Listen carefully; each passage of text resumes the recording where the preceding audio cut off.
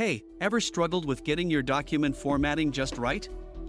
Well, today I'm here to help you master the art of adjusting text indentation.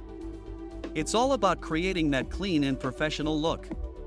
So, let's dive in. First things first, select the text you want to adjust. Then, find the ruler at the top of your document.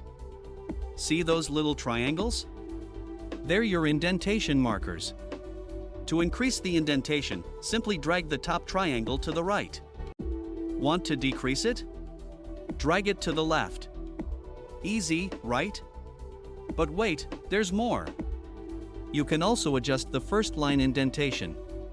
Just move the bottom triangle. This is perfect for creating that neat and organized appearance. Oh, and here's a pro tip. If you want to apply the same indentation to multiple paragraphs, select them all and adjust the markers together. It saves time and keeps everything consistent. And that's it. With a few simple adjustments, you can achieve precise text indentation for your documents.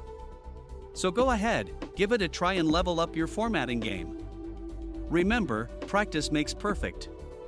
So keep experimenting and finding what works best for you. Happy formatting!